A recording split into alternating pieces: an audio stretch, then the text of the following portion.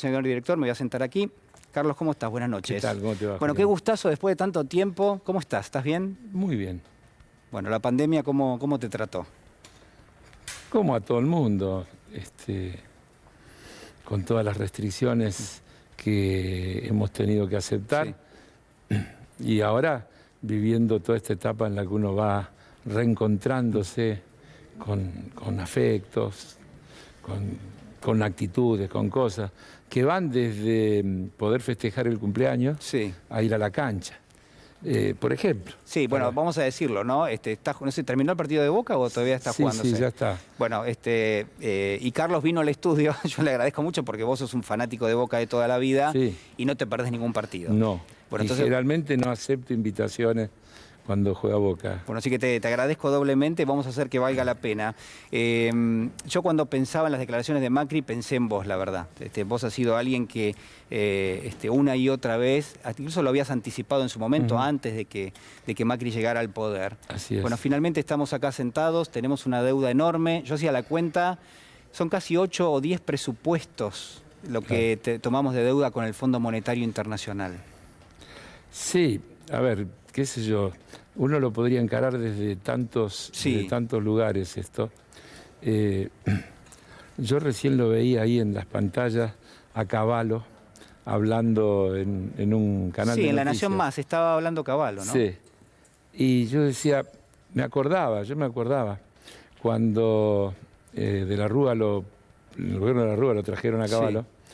La convertibilidad explotaba, no daba más, a la Argentina no le prestaba a nadie un peso, y apostaron a que el supuesto prestigio de Cavallo, su fuerte vínculo con los Estados Unidos, etcétera, con el Fondo Monetario, iba a hacer que consiguiera a la Argentina oxígeno financiero. Acordate que estábamos con las cuasimonedas, era un desastre total.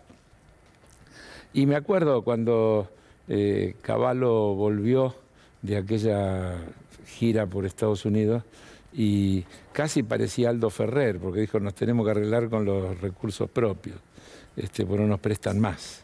Bueno, eso terminó en diciembre del 2001, sabemos cómo terminó, ¿no? Carlos, ¿vos ves que existe un interés por plantear algo parecido a la convertibilidad que puede surgir en las próximas semanas o en los próximos meses en la Argentina? No.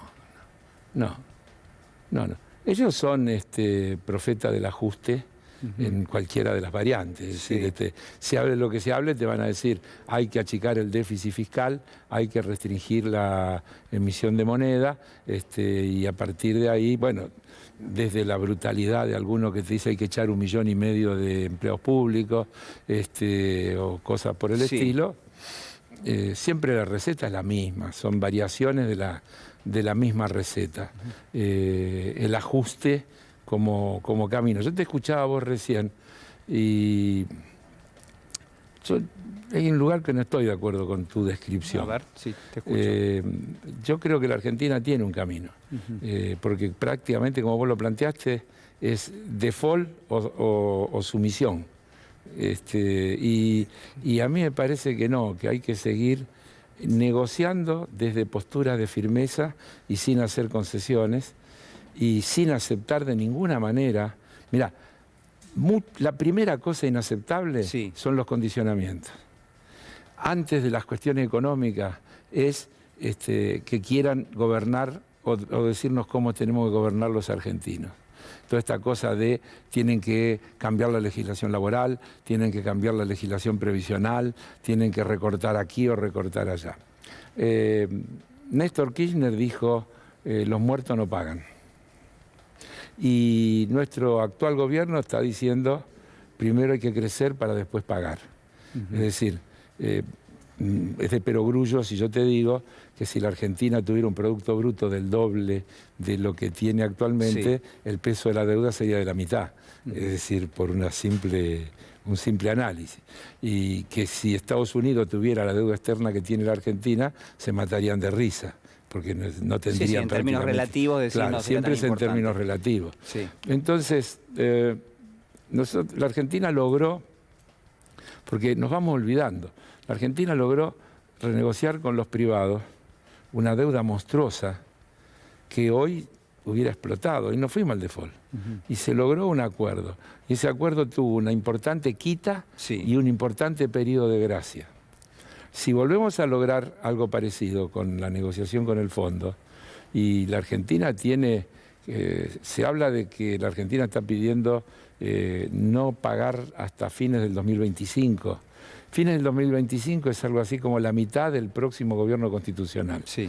Estaríamos con una disponibilidad plena de nuestros recursos durante 4 años, 4 o 5 años, donde toda esta coyuntura global que nos está favoreciendo por un lado y perjudicando del otro, que son el altísimo precio que tienen los commodities y en particular los commodities alimenticios, de los cuales Argentina es uno de los grandes productores mundiales, nos está dando esta cuestión de que vamos a cerrar este año con 15.000 millones de dólares de superávit de balanza comercial. Sí. Y yo te digo, si tengo despejado el horizonte de la deuda y tengo 15.000 millones de superávit de balanza comercial, estoy en condiciones de encarar un programa de crecimiento real, de inclusión social, de mejora a la distribución del ingreso, y yo creo que ese tiene que seguir siendo el camino y esa tiene que seguir siendo la apuesta. Bueno, yo coincido con la primera parte. Lo que pasa es que en un acuerdo a 10 años nos quedarían otros 5 años donde hay que pagar un volumen importante de deuda. Vos decís, bueno, por ahí se puede arreglar de nuevo más adelante. A ver qué decía el gobernador de la provincia de Buenos Aires sobre este tema. Lo compartimos. Me parece que vienen mintiendo hace mucho, pero cada vez que le ponen el micrófono a Macri no está bien guionado o se va un poquito de la línea que le dictaron, dice la verdad. Y la verdad es que la usaron para la fuga de capitales. Ellos se endeudaron durante los primeros 2 años con el mercado privado, digamos, con Wall Street, para simplificar. Le prestaron durante 2 años más o menos 100.000 millones de dólares y después le cerraron la canilla.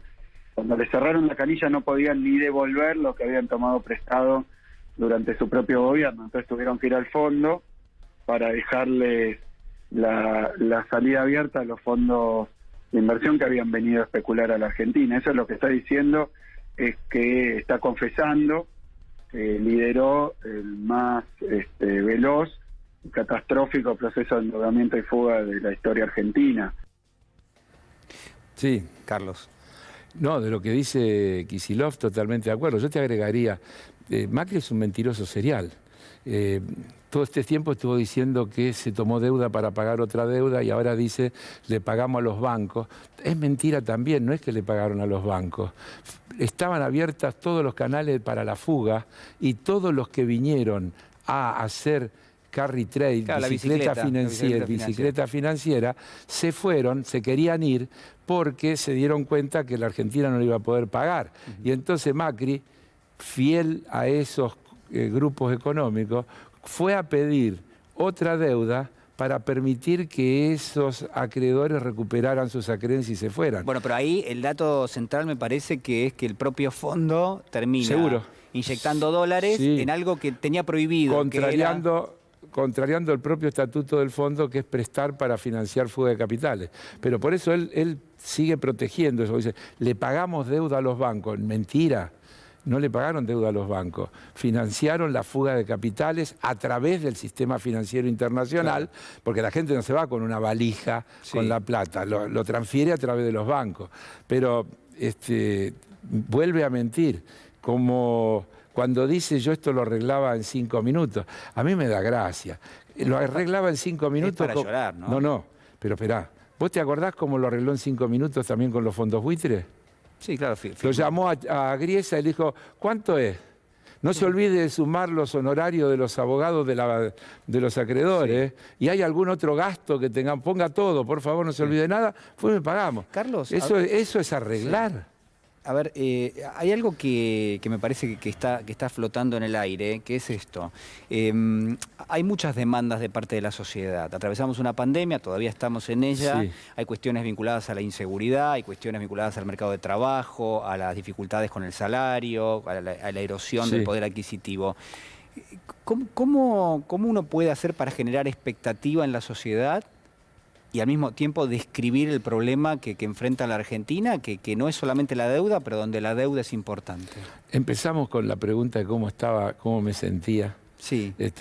Estamos saliendo de una situación terrible. Y creo que el gobierno no ha podido llevar a la práctica ninguna de las políticas que se planteó por la que la ciudadanía nos votó. Y de ahí hay una demanda. Sí. Pero eso tiene que ver con que te encontraste con lo que te encontraste. Yo digo siempre una cosa, mirá, en diciembre de 2019, sí, la primer ley que sancionamos en esta gestión fue la de la emergencia económica.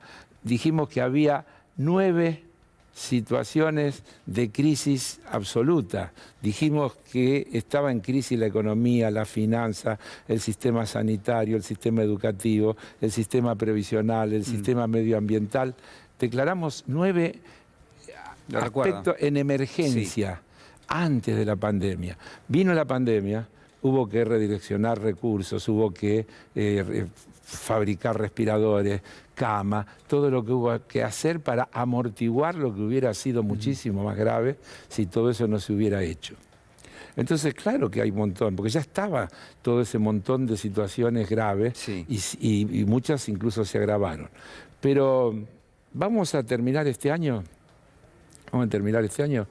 con un crecimiento del Producto Bruto cercano al 10%, que es más o menos recuperar lo que se perdió en el año anterior, 10%. Se han recuperado algo así como 350.000 puestos de trabajo registrados. Falta muchísimo. Falta mucho, sí. El comercio minorista creció cerca de un 10%. ¿Por qué crece el comercio minorista? Sí, porque hay más Porque consumo. hay gente que está yendo a consumir. Sí. Y esos son todos signos positivos de un proceso de recuperación que hay que sostener y que es la clave para generar y recrear esas expectativas.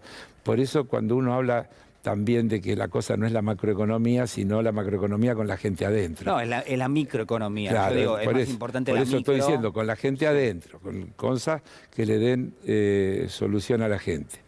Yo creo que el camino es estoy convencido, vos lo decías recién, hay 2 modelos, no hay... ¿Vos pensás como yo que hay 2 modelos? Hay 2 modelos, clarito, no hay alternativa. Lo que hay después es maquillajes, pero hay 2 modelos. Hay un modelo donde el Estado, en representación del conjunto de la ciudadanía, fija las reglas, a partir de una cosa, Julián. Desde que existe el mundo, las leyes se han hecho con la idea de que tienen que proteger a los que son débiles. Los poderosos no necesitan leyes, te imponen el poder. Por eso los poderosos siempre no quieren leyes, quieren mercado, quieren que la cosa fluya libremente. Hablan de la meritocracia, cada uno lo que le corresponde, los méritos que hizo. El concepto de libertad, que es la libertad para ellos. Claro, un absurdo concepto de libertad. La libertad primera es la igualdad de oportunidad de verdad, y la igualdad de oportunidad de verdad tiene que ver con el pibe desde la cuna, con la alimentación de los primeros años, con el acceso a la educación, con todas las cuestiones. Entonces, son unos farsantes, de verdad son unos farsantes. Y lo llenan de palabrerío y qué sé yo cuánto. Siempre usan, vos me lo escuchaste decir un montón de veces, al dólar ilegal le dicen blue, porque el blue es el color de la libertad. Ellos siempre tienen vinculada la libertad de ellos a la ilegalidad. Libertad para llevarse la plata para afuera. ¿Por qué se la pueden llevar para afuera? Dicen que porque en la Argentina no hay seguridad jurídica. 2 mentiras enormes. Primero la ganaron, ¿no? Es buena para ganar este país, pero no es buena para dejarla. Segundo, y los norteamericanos, alemanes, ingleses, franceses, etcétera, que también se la llevan a los paraísos fiscales. ¿Por qué se la llevan? ¿De qué inseguridad jurídica huyen ellos? Entonces son todas mentiras que te instalan, que te construyen. Vos sabés que la Argentina está teniendo en 2021 más inversión directa que en el 2019 y que en el 2018. Sí, muchos indicadores están dando por encima. Por inversión. Te están diciendo quién va a... Como dijo Macri, ¿quién va a invertir en la Argentina si para ganar plata tenés que evadir impuestos? No puede con el genio. Cada vez que habla, deja en descubierto quién es y lo que piensa. Por la campaña anti-argentinos. Carlos, muchísimas gracias. Gracias por la invitación. Muchísimas gracias.